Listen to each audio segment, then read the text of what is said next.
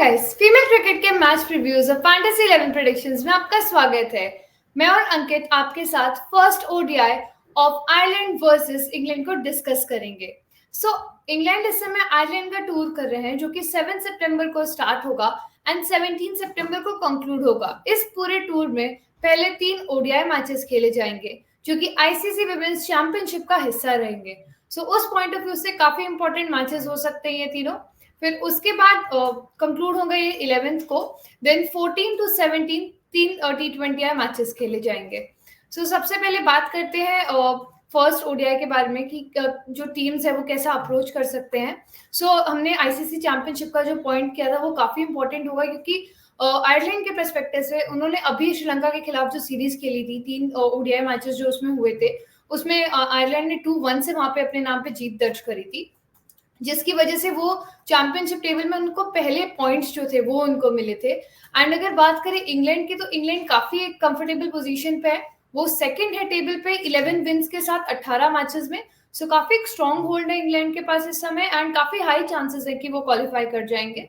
लेकिन जहां रहा सवाल आयरलैंड का, तो उनके परसेंट थोड़े कम है इस समय, चांसेस उनके काफी कम है कि वो क्वालिफाई करें। पर अगर उनका हम परफॉर्मेंस देखें तो 15 गेम्स में उन्होंने मात्र 2 विन अपने नाम पे दर्ज करी हैं।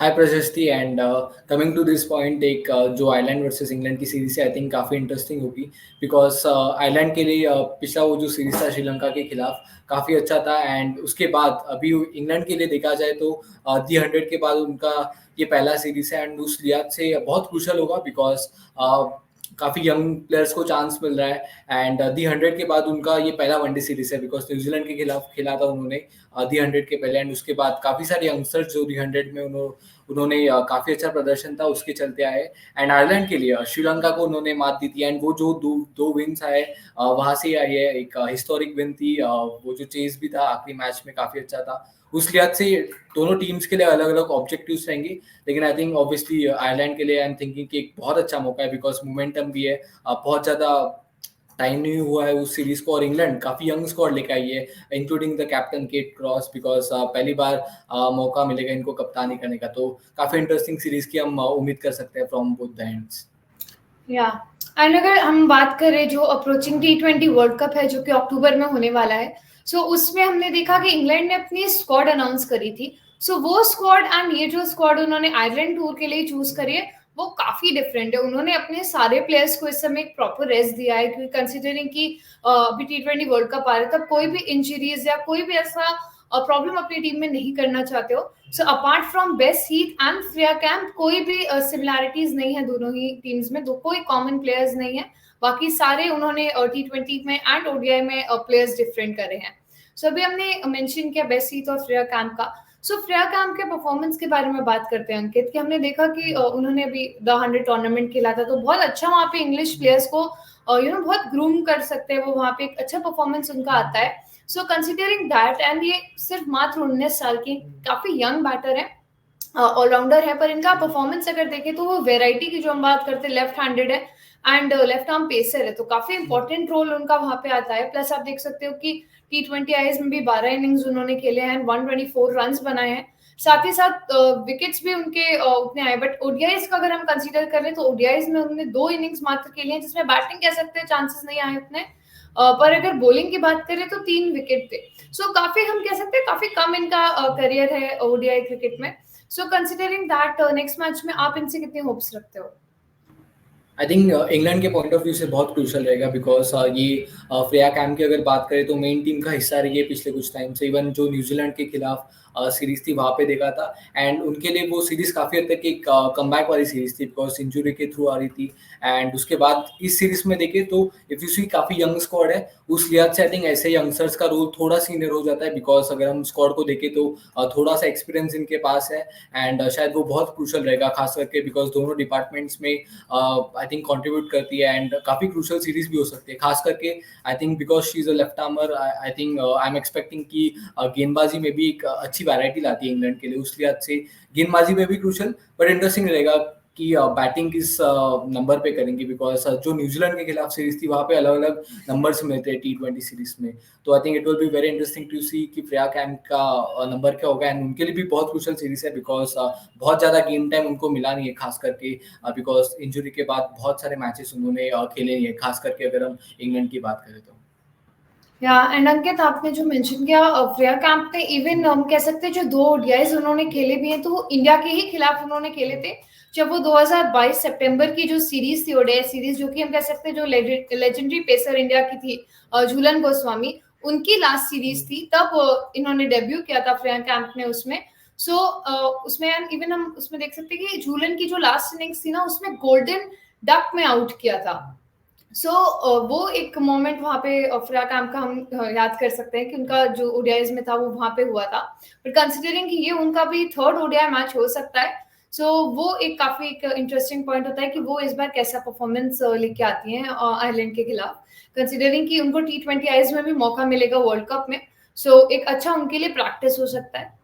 ये तो बात करी हमने इंग्लैंड के बारे में। अंकित, अभी हमने इससे पहले श्रीलंका के बारे में इतना डिस्कस किया था, तो श्रीलंका में हम कह सकते हैं जो हमें काफी सेंचुरीज हमें देखने को मिली थी। हमने देखा गेबी लुइस ने T20 आईज में सेंचुरी मारी, फर्स्ट आयरिश बैटर बनी जिन्होंने T20 आईज में शतक मारी थी। फिर उसके बाद हमने देखा श्रीलंका से भी विश्मी गुणारत्ने एंड समारा विक्रमा, उनकी भी सेंचुरीज आई थी, पर आयरलैंड से एक और जो सेंचुरी फर्स्ट ओडीआई में आई थी वो ऑर्ला पेंडरगास्ट की तरफ से थी। बहुत ही बेहतरीन प्रदर्शन उन्होंने दिया था बैट के साथ, हम कह सकते हैं। इवन जब हमने देखा फर्स्ट लॉरा डेलेनी इंजर्ड हुई तो गेबी लुइस कप्तान बनी, फिर वो इंजर्ड हुई फर्स्ट ओडीआई में, तो 2nd और 3rd ओडीआई में ऑर्ला पेंडरगास्ट ने वहां पे कप्तानी करी थी। उस हिसाब से उनका हमने देखा बॉलिंग एंड बैटिंग से भी बहुत अच्छा कंट्रीब्यूशन था। उस फर्स्ट ओडीआई की बात करें तो 3 विकेट भी लिए थे, 2 कैचेस भी थे, प्लस आप देख सकते हो रन्स भी उन्होंने एक सेंचुरी वहां बनाई थी। तो एक अच्छा परफॉर्मेंस आया था ऑर्ला पेंडरगास्ट की तरफ से। उनकी इंपॉर्टेंस इस मैच में कितनी हो सकती है? आई थिंक अगर हम ओरला की बात करें तो ये साल कमाल का जा रहा है उनके लिए, both with the bat and even गेंदबाजी के साथ, जहाँ पे 6 मैचेस में लगभग 190 रन। एंड अगर वो श्रीलंका सीरीज देखे तो आई थिंक सरकमस्टांशियली इजी नहीं थी, बिकॉज उनकी मेन स्कीपर वहाँ पे रूल्ड आउट हुई थी उस सीरीज में, लॉरा डिलेनी, उसके बाद गेबी लुइस, एंड वहाँ पे कप्तानी का भी निवेश आया था ओरला की तरफ। उस लिहाज से बहुत अच्छा प्रदर्शन किया, लेकिन शायद ये काफ़ी थोड़ी सी मुश्किल सीरीज हो सकती है, because I think England is one of those countries जो काफ़ी यूज टू है इन कंडीशन से, सिमिलर कह सकते हैं। एंड इवन जो बॉलिंग अटैक है थोड़ा सा बेहतर है कंपेयर टू श्रीलंका, तो आई थिंक ऑब्वियसली थोड़े से चैलेंजेस आएंगे, लेकिन I think as a player you want to face this challenges. And Ireland के लिए बहुत क्रूशल सीरीज है अगर हम चैंपियनशिप पॉइंट्स टेबल के लिहाज से देखें, बिकॉज अभी 2 विन्स मिले, आई एम प्रीटी श्योर कि वो मैक्सिमाइज करना चाहेंगे इसको आने वाले सीरीज में। एंड इवन अगर हम बात करें उनकी ओवरऑल वो जो डिसमिसल समरी है, वहाँ पे हम देख सकते हैं कि बहुत सारे बल्लेबाजों को, अच्छे अच्छे बैटर्स को उन्होंने आउट किया, जहाँ पे टाइलर मैग्रा का नाम है, कैटरीन प्राइस का नाम है, एंड इवन ज्वेलिंग का नाम है। तो उस लिहाज से काबिलियत है, एंड आई थिंक इस सीरीज में और थोड़ी गेंदबाजी कर सकती है। I think that is one thing जो हमने श्रीलंका में शायद उस सीरीज में उतना नहीं देखा था, लेकिन I think this series provides her with the chance of coming out more as a bowler. या अब आगे बढ़ते हैं। आप पहले बात करते हैं हमारी फैंटेसी 11 टीम के बारे में कि फर्स्ट ओडीआई की फैंटेसी 11 टीम कैसी बनती है इंग्लैंड वर्सेस आयरलैंड की। Let's have a look at that. And अगर हम फैंटेसी की बात करें तो सबसे पहले विकेट कीपर्स की तरफ हम निवेश करते हैं, जहाँ पे टैमी को हमने सिलेक्ट किया है। टॉप ऑफ द ऑर्डर बल्लेबाजी करेगी, एंड न्यूजीलैंड के खिलाफ भी काफ़ी अच्छी सीरीज गई थी, एंड उस लिहाज से ये एक सीरीज उनको मौका देती है, अगर काफ़ी हद तक सीनियर प्लेयर भी है इस टीम में, and top of the order आती है, एंड एक काफ़ी कंसिस्टेंट प्लेयर रही है इस फॉर्मेट में। दूसरी अगर हम बात करें तो एमी हंटर है, श्रीलंका के खिलाफ काफ़ी अच्छी सीरीज गई थी, एंड लगभग टॉप ऑफ द ऑर्डर बल्लेबाजी ये भी करती है, एंड काफ़ी अच्छा ऑप्शन बन सकती है आयरलैंड के लिए। बैटर्स की तरफ निवेश करते हैं, जहाँ पे इंग्लैंड के एरिक लैम को हमने सिलेक्ट किया है। 100 में हमने देखा था उनको, एंड उसके चलते उनका निवेश हुआ है स्क्वाड में, एंड इसलिए काफ़ी अच्छी ऑप्शन वो भी बनती है। गेबी लुइस एक और बैटर जो हमने सिलेक्ट किया है, हालांकि पिछला सीरीज उन्होंने वनडे सीरीज मिस किया था इंजरी के चलते, लेकिन ये सीरीज एक अच्छा मौका है, एंड काफ़ी एक्सपीरियंस प्लेयर है, हल्की सी लेग स्पिन भी गेंदबाजी प्रोवाइड करती है, उसके चलते काफ़ी वैल्यूएबल प्लेयर बन सकती है।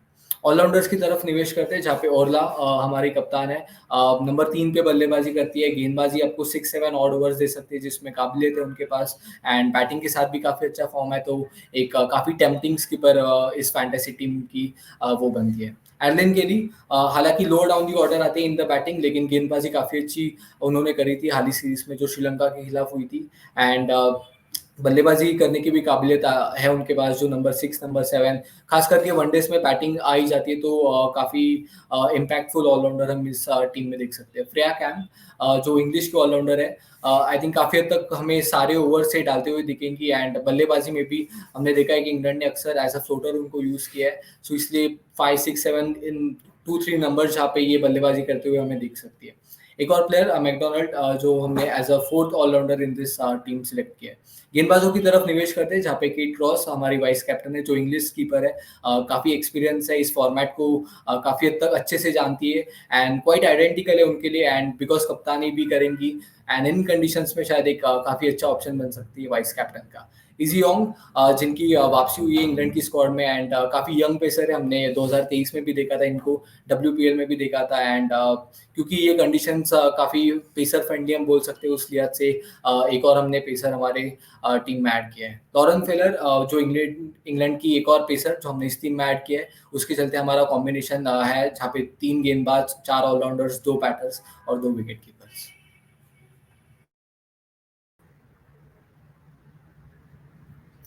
So this was our Fantasy 11 team of the first ODI of Ireland versus England.